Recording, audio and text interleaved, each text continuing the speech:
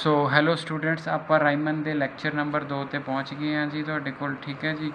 सो lecture जिहड़ा 1 सीगा, lecture 1 च बेसिकली आपां ने एक टर्मिनोलॉजी डिवेलप की सीगी। हुण वो टर्मिनोलॉजी नूं आपां ने एक्सप्लोर करना हैगा। वो किस तरह एक्सप्लोर करांगे आपां क्वेश्चनस तो देखते हैं तुहाडे कोल। ठीक है जी। सो सब तो पहला अगर मैनूं क्वेश्चन दे दिता, वो कहता f(x) is equal to x है, पार्टीशन उसने दिती हुई है 0, 1/3, 2/3 ते 1।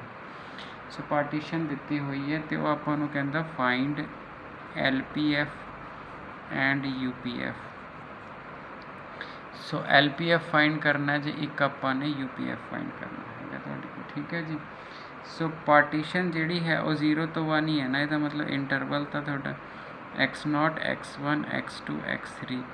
सब इंटरवल्स किन्ने आ गए तुहाडे कोल x0 तो x1, ठीक है, x1 टू x2, I3, ठीक है, x3, x2 तो x3। सो ये तुहाडे आ गए जी। सो ये तुहाडा x0 आ गया, x1 आ गया, x2 आ गया, x3 आ गया। सो LPF कढ़ना है आपां ने। ठीक है, LPF की अगर तुसी डेफिनेशन लाओ, सो MI डेल्टा आई सीगा summation I varies from 1 to n। ਇਹਦਾ मतलब उरे की आऊगा M1 डेल्टा 1, M2 डेल्टा 2 तो M3 डेल्टा 3। ये आ गया। हुण क्वेश्चन की रह गया, क्वेश्चन सिर्फ ये रह गया कि असी M1 किवें फाइंड करना डेल्टा। तो जिहड़ा डेल्टा है वो फिक्स है, तुसी देखोगे बई 1/3, 1/3 एंड 1/3। तो डेल्टा तो फिक्स ही हो गया। तो मतलब delta I is equal to delta same ही है, दैट इज़ 1/3। तो मेरा ख्याल है जी डेल्टे की वैल्यू तो सानू कोई दिक्कत क्रिएट करूगी नहीं हैगी। ठीक है जी। हुण आ गया कि मिनिमम वैल्यू किद्दां लई जावे, मैक्सीमम वैल्यू किद्दां लई जावे। फिर तुहानूं क्या सी फंक्शन देखना है इनक्रीज़ करता कि डिक्रीज़ करता। तो मेरा f(x) है फंक्शन। ठीक है जी, डेफिनेटली x है, 1 2 3 पर होंगे तो इनक्रीज़ ही कर रहे हैं। ठीक है, क्योंकि तुहानूं पता है कि जे मैं डैश लवां तो मैनूं पता लग गया 1 इज़ पॉजिटिव, तो जे मैं f' पॉजिटिव है तो इनक्रीजिंग है। सो कोई बहुत दिक्कत वाली गल नहीं कि कोई रॉकेट साइंस है इनक्रीजिंग पता करवाने लई। ठीक है जी। हुण मैं की करना हैगा, मैं सब तो पहला फस्ट इंटरवल लेना I1। सो I1 है जिहड़ा मेरा वो नॉट लैनी है। नॉट की वैल्यू जिहड़ी हैगी अपने कोल हैगी है 0, इत्थे 1/3 हैगी है। सो ये वाली I1 की वैल्यू 0 to 1/3 हैगी है। तो अगर मैं ਇਹਦਾ मतलब है x लाइज बिटवीन 0 to 1/3 हैगा। जे x लाई करता बाय चांस x ही थोड़ा f(x) है, तो ਇਹਦਾ मतलब f(x) थोड़ा लाइज बिटवीन 1/3 करता। ਇਹਦਾ मतलब आ थोड़ी मिनिमम आई है, आ थोड़ी मैक्सीमम आई है। ठीक है जी। तो ਇਹਦਾ मतलब जे मैं दूसरे जो x लाइज बिटवीन 1/3 तो 2/3 करूँगा तो फिर मेरी मिनिमम आ जूगी, क्योंकि मेरा यही f(x) है। तो ये मेरी M2 हो जूगी, इत्थे M1 आ जाना हैगा, तो ये कैपिटल M1 आ जाना, ये M2 इत्थे कैपिटल M2। तो अगर मेरा x 2/3 तो 1 चलाई करता, यही मेरे फंक्शन की वैल्यू है, तो ये मेरा M3 आ जाना, ये मेरा कैपिटल M3 आ जाना। इन्नी क अपनी गलबात हैगी तुहाडे कोल। तो फिर हुण आपां ने क्या करना है, आपां LPF लेना। LPF का मतलब M1 डेल्टा 1, M2 डेल्टा 2 तो M3 डेल्टा 3। तो जिहड़ा डेल्टा है वो सारे सेम होने करके मैं डेल्टा बाहर कर लेना, M1 M2 M3। तुसीं कह सकते हो कि डेल्टा बराबर डेल्टा आई, ये फिक्स है जी। आई की वैल्यू 1 2 3 है, तो ये सारा डेल्टा ही बन जाना। So delta 1 M1 minimum value of function in particular interval, पहले मिनिमम वैल्यू 0 है, दूजे 1/3, इत्थे 2/3। सो 1/3 बाहर आ गया तो 2/3 ये 1 आ गया, तो अल्टीमेटली 1/3 तुहाडा LPF आ गया। सो तुहाडे इस क्वेश्चन दे विच जिहड़ा LPF है वो 1/3 आया है तुहाडे कोल। ठीक है जी। हुण आपां ने क्या करना है, आपां UPF निकालना है। सो मैं इसे पेज पर कर देना तो जो रेफरेंस की मैनूं जरूरत ना पवे। इस पेज पर जे आपां इत्थे स्पेस बना लीए, ठीक है जी। सो जिथे मर्जी बना लो जी, कोई चक्कर नहीं है। मैं लिखा UPF, तो वह फार्मूला क्या होगा, capital M1 delta 1, M2 delta 2, M3 delta 3। तो डेल्टे नूं आपां बाहर कढ़ लिए, बिल्कुल सेम रीजन आ वाला रीजन। तो अंदर आ गया M1 plus M2 plus M3। डेल्टे की वैल्यू 1/3 है, वो 1/3 प्लस 2/3 प्लस 1, सो ये बन जाएगा 2, सो 2/3 ਤੁਹਾਡਾ ਜਿਹੜਾ ਆਨਸਰ ਆ ਜਾਏਗਾ। ਸੋ ਇੰਨੀ ਕੁ ਚੀਜ਼ ਹੈ ਜੀ, ਇੰਨੀ ਕੁ ਲੰਬੀ ਚੌੜੀ ਹੈ। ਹੁਣ ਤੁਸੀਂ ਦੇਖੋ ਕਿ ਇਹ 'ਚ ਕਿਹੜੀ ਰੋਕਟ ਸਾਇੰਸ ਸੀ ਵੀ ਆਪਾਂ ਨੂੰ LPF ਦਾ ਕੋਈ ਦਿੱਕਤ ਆਈ ਹੈ। ਠੀਕ ਹੈ ਜੀ। ਹਾਂ, ਹੁਣ ਅਗਰ ਪਾਰਟੀਸ਼ਨ ਨੈਗੇਟਿਵ ਵਾਲੀ ਹੋ ਜੇ ਤਾਂ ਸ਼ਿਓਰਲੀ ਦਿੱਕਤ ਆ ਜਾਊਗੀ ਤੁਹਾਡੇ ਕੋਲ। ਠੀਕ ਹੈ ਜੀ, ਉਹ ਆਪਾਂ ਜ਼ਰੂਰ ਦੇਖਣੀ ਹੈਗੀ ਇੱਕ ਕੁਐਸਚਨ ਦੀ। ਬਾਕੀ ਕੁਐਸਚਨ ਤੁਸੀਂ ਆਰਾਮ ਨਾਲ ਕਰ ਲਓਗੇ। ਸੋ ਜਿਹੜੀ ਮੈਂ ਅਗਲੀ ਐਗਜ਼ਾਮਪਲ ਲੈ ਰਿਹਾ ਵਾਂ ਉਸ ਐਗਜ਼ਾਮਪਲ ਨੂੰ ਬਹੁਤ ਧਿਆਨ ਨਾਲ ਦੇਖਣਾ ਹੈ। ਉਹਦੇ ਵਿੱਚ ਜਿਹੜਾ ਫੰਕਸ਼ਨ ਹੈ ਉਹ ਲੈ ਲਿਆ ਆਪਾਂ x4। ਆ ਇੰਟਰਵਲ ਹੈ ਨਾ ਜਿਹੜੇ, ਉਹ -2 -1/3 2, 4। ਸੋ ਇਹ ਤੁਹਾਡੇ ਇੰਟਰਵਲਸ ਨੇ। ਤੁਹਾਡੇ ਕੋਲ -2 1/3, 2 ਜਿਹੜਾ ਹੈਗਾ 2, 4। ਸੋ ਇਹ ਤੁਹਾਡੇ ਇੰਟਰਵਲ ਨੇ, ਅਤੇ ਉਹੀ ਤੁਹਾਨੂੰ ਪੁਰਾਣੀ ਚੀਜ਼ ਕਹੀ ਹੈ ਕਿ MI ਤੇ ਤੁਹਾਡੇ ਕੋਲ ਉਹ ਵਾਲੀ ਵੈਲਿਊ ਨਿਕਾਲੋ। ਠੀਕ ਹੈ, ਇੰਟਰਵਲ ਤੁਹਾਨੂੰ ਕੁਐਸਚਨਸ ਦਿੱਤੇ ਹੋਏ हैं तो सब इंटरवल डिफाइन कर लो। सब इंटरवल करना सब -2 तो 1/3, I2 डिफाइन कर लो -1/3 तो 2, I3 डिफाइन कर लो 2 तो लेके 4। ठीक है जी। सो पार्टीशन डिफाइन कर ली। तो पार्टीशन जो डिफाइन कर ली, पहले इंटरवल की लेंथ Δ1 होंगी है, तो 1/3 माइनस, क्योंकि लेंथ का सीधा डिफरेंस ही होंगे ना +2। सो ये आ गया तो कोल 6 - 5/3 Δ2 इंटरवल की दूजा माइनस पहला होंगे। सो ये बन गया 7/3, तो डिफरेंट है जी थोड़े को। तो तीजा Δ3 4 - 2, सो ये 2 आ गया। ठीक है जी। सो 3 डेल्टे साढ़े अलग अलग सीगे ते आपां अलग अलग उन्होंने वैल्यूज़ निकाल लिया। ठीक है जी। हुण दिक्कत कादी हैगी है, हुण तुहाडे कोल दिक्कत ये है भी फंक्शन तो मोनोटोनिक है ना। अगर मैं f(x) लवां तो मैं f' लवां तो 4x³ है। ठीक है जी। तुहाडे कोल तां नहीं, ये इंटरवल वाइज मोनोटोनिक देखना पैना, क्योंकि क्यूब आ गया ना, क्यूब नैगेटिव भी हो जाता है। आप किस इंटरवल च लै रहे हैं उस इंटरवल के हिसाब नाल देखना पैना है। सो क्योंकि इट डिपेंड्स ऑन x, मैं उरे मोनोटोनिक इनक्रीजिंग कहदा, ये डिपेंड करता है। आह वाली चीज़ जी है ये इंटरवल दर इंटरवल वेरी करी जानी है।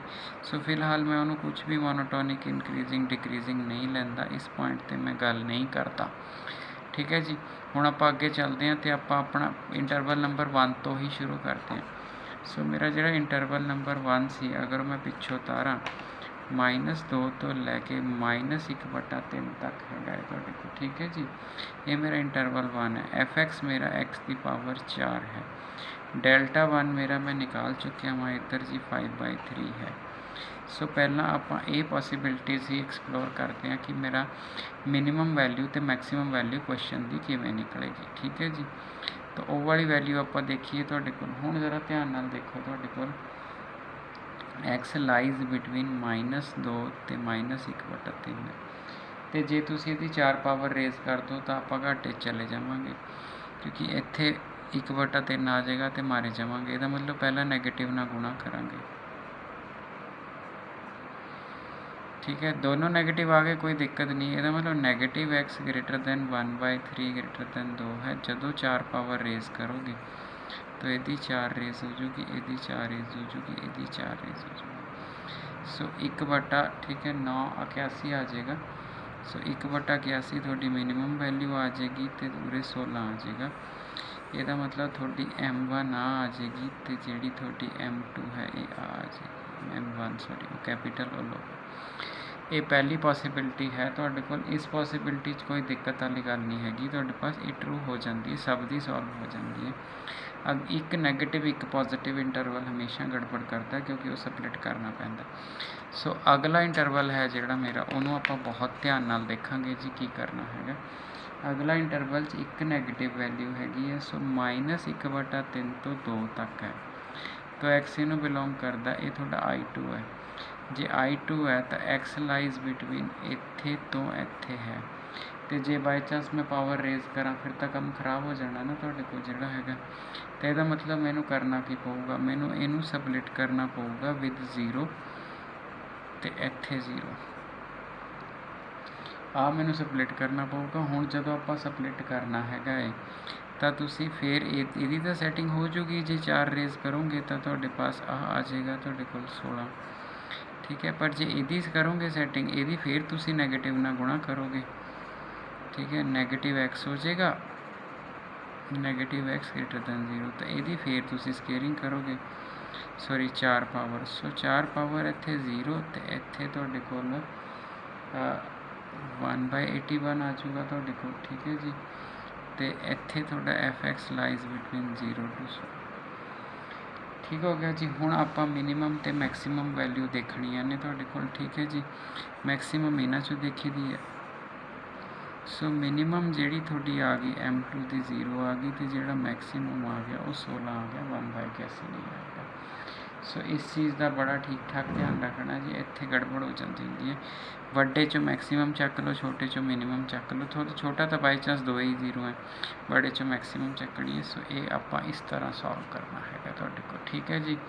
ਸੋ ਥਰਡ ਮੈਂ ਉੱਤੇ ਹੀ ਲਿਖ ਕੇ ਸੋਲਵ ਕਰ ਦਿੰਦਾ ਤੁਹਾਡੇ ਕੋਲ, ਠੀਕ ਹੈ, ਕਿਉਂਕਿ ਉਹਨੇ ਆ ਜਾਣਾ ਇੰਨਾ ਪੇਜ ਹੁਣ ਕਾਹਨੂੰ ਵੇਸਟ ਕਰਨਾ, ਠੀਕ ਹੈ। ਥਰਡ ਵਾਲਾ ਪਾर्ट मैं ऊपर सॉल्व कर देना मैं। थर्ड वाला इंटरवल है जोड़ा वो कोई दिक्कत नहीं, क्योंकि x लाइज बिटवीन 2 तो 4 है।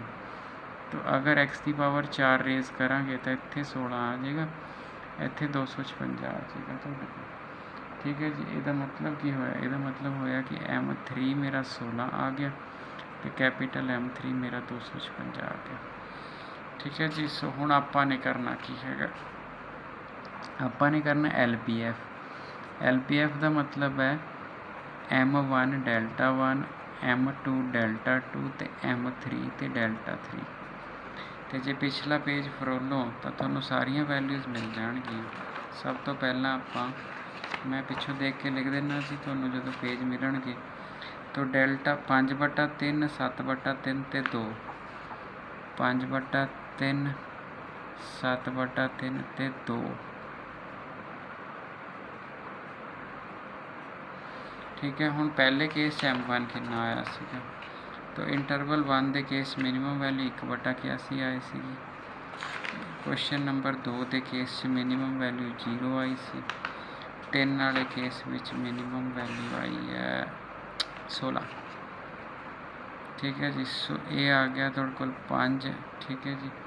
81 नूं 3 नाल गुणा कर लो, तुहाडे कोल जिहड़ा हैगा, ठीक हो गया जी। हुण तुसीं 81 दिया 243, 8 हाँ 243, 0 अगला आ गया तो 16 दूना 32 आ गया, ठीक है जी।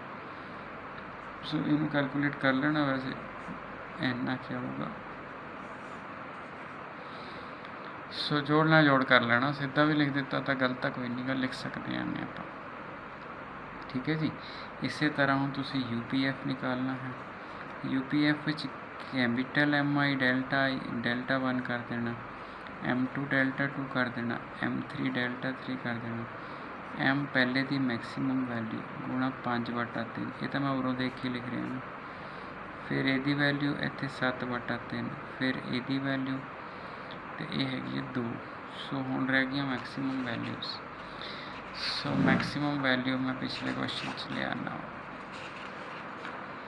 पहले दी मैक्सीमम वैल्यू आई सी 16, दूजे दी मैक्सीमम वैल्यू आई सी 16, तीजे दी मैक्सीमम वैल्यू आई सी 256, ठीक है जी। सो पहला 16 80/3 आ गया, उस तो बाद 16 7 112/3 आ गया, ये 512 हो गया थोड़े को। सो इन्हों LCM लगे सॉल्व कर लेना जी, जो आएगा तो आंसर आ जाएगा, ठीक है जी। सो LCM तुहानूं लेना आंदा है, ये तो बुक विच 576 आंसर देख लियो आता है कि नहीं आता,